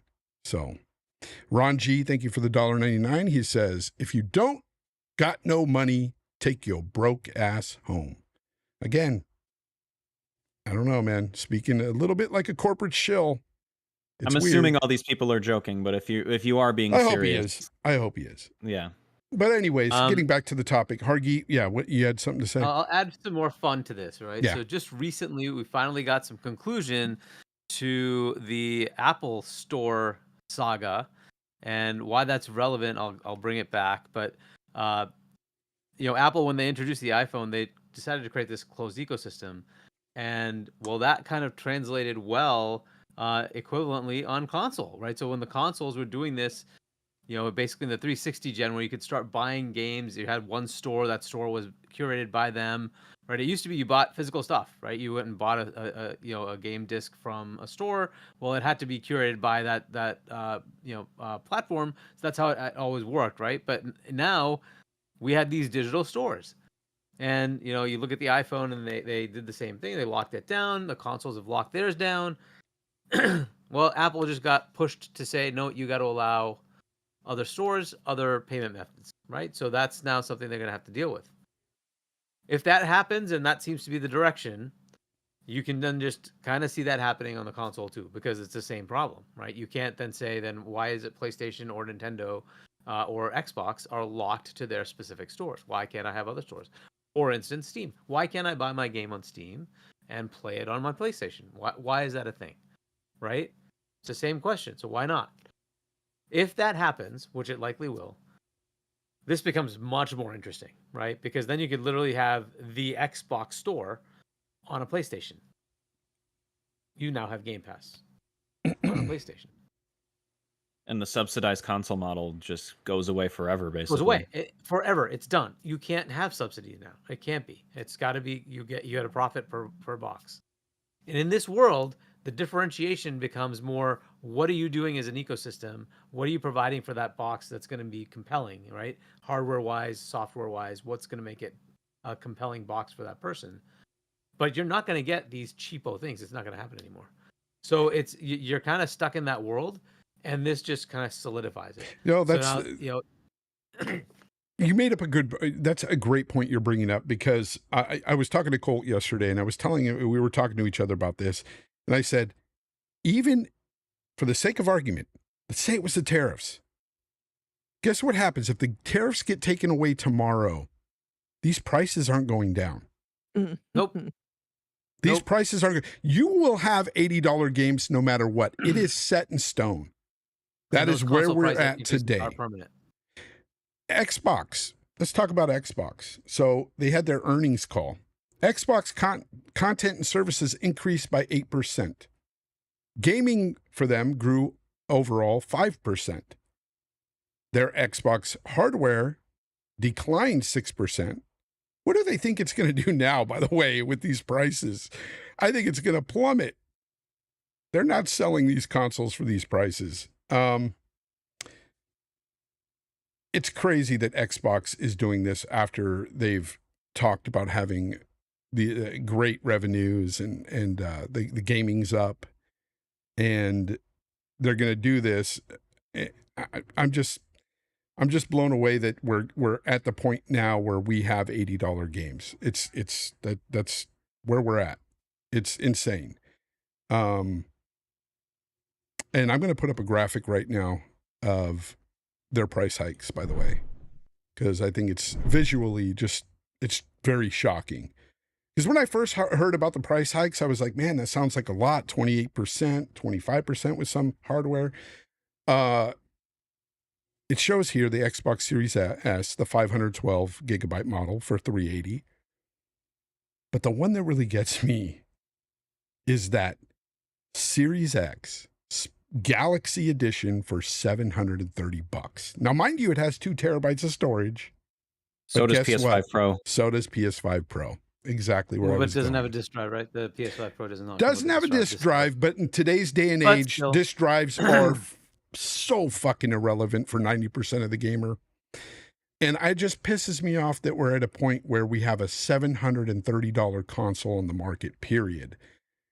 And it's not like we haven't had it before. We've been there before, but again, we're at a time where this is 5 years into the gen. We should be going down, not up. Every time I read this stuff, I have to just calm myself down because my blood boils. I hate that we're at this point.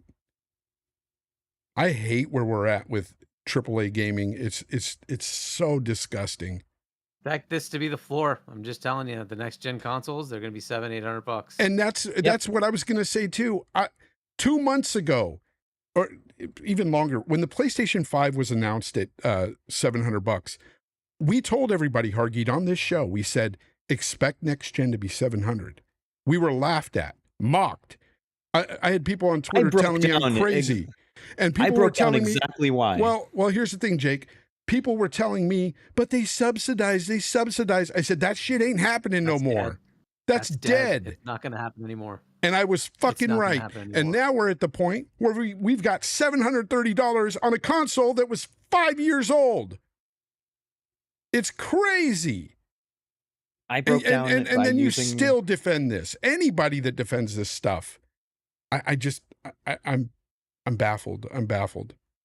It was on an earlier show of ours, but like I broke down on that same episode, compared the graphical increase from the PlayStation 4 to the PS4 Pro 3 years in, and then the fact that it was able to be the MSRP, and then with PS5 it was like a up to 45%, performance increase 4 years into the generation, and the price of that system was $700, and I'm just like, yeah. What do you think the PS6 is going to be? I mean, that's only a few years out. That's going to be probably like maybe around the same. Yeah, that's going to be around the same price, like performance gap. I mean, it's like Moore's law is dead. It's long gone. So what that means is that we're not seeing the same increases in transistor density every year. That's just not a thing anymore. So like what's going to happen is like PS6, for example, is going to be a $700 to $800 console, and then PS5 is probably going to stick around for the entire 10th generation as that's the option you buy if you want to get something for like $500. I think so too. And it's just going to stick around. Just like the current series consoles, they'll be around. Yep, Series X will stick around, and they're going to be the cheaper alternative. But again, you're going to see consoles pushing $1,000 next gen, and it's insane. It's insane where we're at. He said it right. Phil already said like $1,000 may be too far, and so there's a reason he said that. And so it's going to be pretty close. I would not be shocked at $800-900. I think that's why they don't give a shit right now. They want to get rid. They want to stop with consoles. I do think that Microsoft just wants them to go away. For them, they don't want to build these consoles. That's why they'll get in good with other. They'll get in good with other companies, and they'll make their own consoles that'll play Xbox games and everything else or whatever. Because at this point, Microsoft is becoming this massive third-party publisher. And can you imagine? Yeah. In one generation, we went from $500 to $900 the next gen. Like, We when in the past it's been $50, here's something $100, even worse. right? Like, This is even worse. We went from $60 games to 70, now 80 in one generation. so it's been 5 years since they went 70. So we've got two When jumps in price for games in one generation. And that's why it makes, I know you see this all the time, Jake, because you're on Twitter a lot. You see all the freaking pictures and the memes that they're showing all these old cartridge-based games at, $80. And they're going, well, we've had these prices for so many years. Of course it goes, we've gone up twice this generation and you guys are still shilling for these companies, still defending it. When everything has gone down in price, the price of manufacturing, the price of these freaking the games themselves, they don't make cartridges anymore. It's not like it used to be. That's why some of those were so expensive. For the cartridge itself, it was like $20 to manufacture. And now we have digital gaming, which is right on a digital shelf. It doesn't even take up retail space. So they don't have to pay that cost. They pay a digital retail space, if you want to call it that, the storage. But it's the same price as retail space, but you don't have all the shipping to those retail outlets. You don't have everything else that comes along with manufacturing the discs, manufacturing the plastics that house the discs. You don't have none of that. So, digital games should, in reality, be cheaper than the physical they should versions. have always been cheaper. They should have. I think the reason they're the- not is because the retail companies like Walmart, Best Buy, and GameStop made them like, hey, we're not going to carry your products if you don't price match. Like, I think that's the reason why. That is the reason why. And nowadays it doesn't matter because most people are digital anyway. They could say F you. It's like the whole we had $70 games in 1995. It's like, that's not my fucking problem. I don't care if about inflation or any of this shit. I see the games that I used to be paying 60 for now costing 70 to 80. Yeah, that's like, if you're a consumer, you shouldn't be defending the companies on what they're doing. Like, it's not my fucking problem. It'd be nice is if they implemented some sort of loyalty system or loyalty program for Xbox players who have, let's say, I don't know if this is the right matrix, so don't get mad at me, but just saying maybe people who have been subscribed to Game Pass for 12 months or longer, if you want to buy a game that's in Game Pass, like one of their first party games, let's keep it to that, right? If you still want to buy this, your price will always be set at a max of $60 or $50, and then if there's any sale on the game, the price would come off of that cap because you've been a loyal customer. We know it's in Game Pass, so you could just play it there, but it's a digital game. It's a way to reward you. It'd be nice if they came up with, the rewards points are really nice. Right? They already have a 20% discount anyways, right? So 10. Is it 10? I think it depends on the age of the game. Okay. But I'm just saying, the 10% discount is one thing, but that's just for a blanket for everybody, right? But yep. And the rewards program, everybody should be doing the rewards program. Which is close, right? It kind of cuts it back to about that much, right? If you had an $80 game, you're back it takes to 72. depending on how rigorous with you are with trying to do all of the stuff every day. It still takes 8 or 9 months to get 100,000 points or 95,000 points, which is a $100 gift card. So it's one game. Plus, maybe a DLC for something else, right? But anyway. By the way, speaking of the tariffs really quick, just so people know, because I didn't know much about tariffs other than they were sort of just an import tax, because that's what they are basically.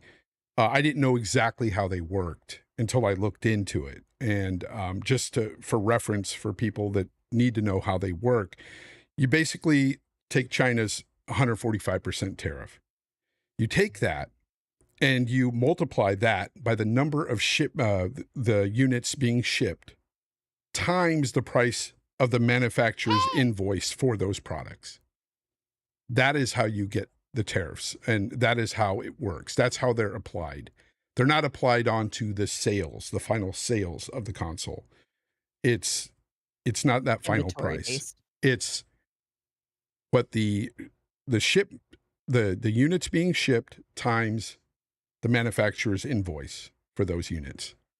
So it's at that cost they're being applied. So it's not that 145% on top of the price. Just want to let you guys know that. So for all the expert financial guys out there on Twitterverse telling you all the time, I see them in the comments all the time saying, we're lucky that they only added 30% to the price and not 145. I'm like, that's not how it works. But there it is. Danny Passion Official, thank you for the 2. Anyone named the last masterpiece that costed $70? Oof. Elden Ring. Oh. Elden Ring was was it? 60. Elden Ring was Was 60. it 60? Oh, Danny Passions got me. I don't And hey, know. what was Expedition 33's price? 50. $50. What was Kingdom Come Deliverance 2's price? Actually, that was I think 70 on consoles and 60 on PC. I think. love it. I don't think it's a masterpiece, but I love it. I think it's a great game. But I didn't pay 70 for it. You know, some people might make the argument of they'll bring up like God of War Ragnarok or something. Whatever you think of the game itself, and I'm like, well, you could have gotten the PS4 version for 60. Only the PS5 version was 70. So it's like, Yep. I don't know, even And that doesn't when you go count. back to Red Dead 2, that was 60. So, man, masterpieces. Monolith Soft. I keep talking about Xenoblade Monolith Soft. They're probably going to go up to $70, $80 games for Switch 2, but so far, their masterpiece, greatest JRPGs ever made have all been 60. So what is a masterpiece, I guess? Because you could say Tears of the Kingdom. That was a $70 game. Good argument. It's going to be 90 with the upgrades, right? It's going to be 90. No, No, Tears that's of the Breath Kingdom of is the Wild, actually, isn't it? No. Tears of the Kingdom is Wild actually, it's a good argument, but like that's also Nintendo. Like Tears of the Kingdom sold 10 million copies in 3 days. So like that, I think that right there, the $70 price point for Tears of the Kingdom was like a test bed for Nintendo to see what they could get away with, and then they sold 10 million copies of that game in literally 3 days. That was all they needed. The $80 for Mario Kart, whatever, is going to work. It's going to work. Rachie, it sucks, but it's going to work. I wish I could put that up on the screen. Rachie wrote Redfall, Microsoft's first $70 masterpiece. Oh, their first quadruple A game. Bro. First quadruple A. Yeah. Starfield, I don't know if it would be considered a masterpiece, but I liked it. I thought it was awesome. I like Starfield, but I'm also a massive space nerd. So for me, like I'm partial to space games. Yeah. Are there $70 but I games? I think the argument though is more towards there are just better overall AA games than AAA games this gen. Yeah, that tends to happen. Yeah, the facts. So it is what it is. I don't know. I'm kind of exhausted here. Me too. We're running 2 hours. We're going to be. I think we're going to shut it down here. But before we do go, I want our guest to let everybody know where they can be found. And I'm going to start with that blue number. I'm going to start with Holly. Holly, where can everybody find you? And just tell us, give us your social, your license plate from your Mazda Miata. Or no, it's a Nissan Altima. My Nissan Altima. Yeah, there you go. Now, let everybody know where they can find you. Yeah, I don't own a Nissan Altima. It's a joke, by the way. So she drives a Jeep Liberty. That's what she drives. Oh, not true. I do drive a Jeep. It's not a Jeep Liberty. Compass. Just guessing. I have a Wrangler. You better sell it before the transmission grenades itself. A Wrangler, maybe. I have a Wrangler. It'll go forever. Okay, there you go. There you go. Cool. It's cool points, though. Cool points for the Wrangler. Yeah, it's a very cool one. It's a limited edition. It's pretty cool. So I am on the Renegade Realm podcast on Red Wolf's channel on Tuesday nights at 5 p.m. Central. and I'm also on the Infinite podcast on Friday nights at 7 p.m. Central. And I totally botched the time of this podcast yesterday trying to do the math on the time zones. So I'm not even going to try It's all good to figure out. You guys figure it out. And then I have started streaming on my channel. I am eventually going to start making videos when I figure out what the hell I'm doing with that. But until then, I'm going to stream gaming. And I just finished Tales from the Borderland, which was actually... Back to the Borderlands talk just for a second. If you haven't ever played the Telltale games for the Borderlands series, Telltale games are just amazing on the whole. But that one was really good, and it had some like important canon stuff for the story. That because it came out between 2 and 3. Scooter, something happens to Scooter, and it's in that game, and it's canon to the entire universe. Something happened to Cooter. Cooter got hurt. Darn Cooter.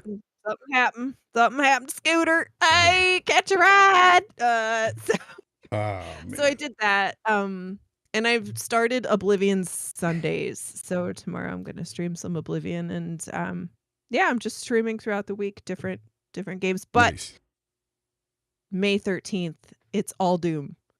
That's right here on YouTube, right? That blue number? It is. I have it in the description, by the way. You guys can click on their names and go to their channels. So that's Thank you. I'm gonna do some really special stuff for Doom because I've been really, really excited for that game. She's gonna be really special for it. She's gonna dress up as Doom guy. I am. Yep. With pigtails. So. All right. Thank you. So thank you for being here. It was lovely to be here. No, thank you. I appreciate it. I appreciate it. Even though I was a little mad today, but I'm better now. Calm. As long as I don't think about the prices too much. Jake, let everybody know where they can find you. 2 places. So my main activity hub is Twitter or X or whatever the hell you want to call it. FSAPOJAKE. It's my handle. And I just want to say something that Fonz has been begging me, absolutely begging and pleading, like, to have me just go back to uploading YouTube videos. We got plenty of receipts of that. I actually did just put out a couple of videos, but I put out a nice, big, comprehensive PSSR versus FSR4 comparison across a multitude of games because I wanted Digital Foundry to do it, but they just got so much on their plate, and I just don't think they have the time to do something like that. So we got Digital Foundry at home right here. At home. Go ahead. It's the T-Move version for sure, but exactly. It works. So go ahead and go check that out if you want to see it. I'm actually going to be eventually making a second one because there's some more games I wanted to test out. I think I've kind of found my little niche is, Digital Foundry at home when I'm bored. But you'll mostly be finding me on Twitter. So for that, it's just the channel is just, again, FSAPOJAKE, or you can just go to FSAPO.com. Brings you right to my YouTube channel. Well, thank you for being here. He's definitely the Timo before the tariffs of this YouTube space. Hargeet, let everybody know where they can find you and talk about the Community Fanfest again as well. Yeah, all right. I just put the link in for Community Fanfest. If anybody wants to enter into the raffle to come down to LA and watch the Xbox showcase for all the $200 games. For all the $200 games, yeah. Love it. Just on the Game Pass discounts, it is 10% for the first 90 days, and then it becomes 20% after 90 days. So I guess we were both right. They're just in a different time lapse, which is weird, but that's how it is.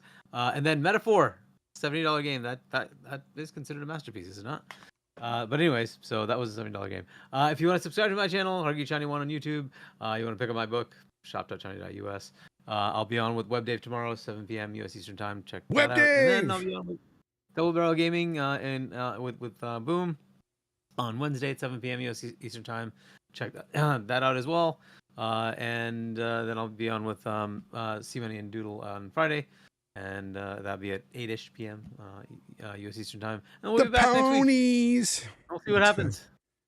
Actually, now that I think about that, I don't know if I will be back next week. Because next weekend is PAX East. Oh. And I will be at PAX East. Guess what? We both won't be on next week, Hargeet. I'm not going to be here, so we're not going to have a show next week. No, The no, last So time I works went to out perfect. PAX East. Last time I went to PAX East was 2017, and I really got to go again. That was a lot of fun. The problem is driving in okay. Boston sucks. Yeah. Driving in any major city sucks. Period. Yeah. But yeah, so next weekend will be PAX East, so I'll be over there with a whole bunch of people that are coming over. So we'll probably throw some stuff up on our channels, but yeah, we won't be doing the podcast. I don't know if Web Days podcast. That's probably not gonna happen either, because I don't know if I'll be back. Maybe I'll be back by then, but we'll see. Yeah, I'll be out of state next week, so I won't be here. My daughter's got another competition, and I will be there for that. And yeah, it's going to be a lot of fun. So I will not be able to talk gaming with you guys next week, but we will be back the following week. And people were talking about, possibly making up some shows when we have weeks where we can't get on Saturday. And we've done that once before. We've done it on a Sunday, but we'll try, when I can, we can try to do that. Next week will be kind of hard because I don't get back till Tuesday. So I don't know. But anyways, until next time, folks, thank you for being here. Thank you for listening. Thank you for watching. Until next time, game on, people. Peace.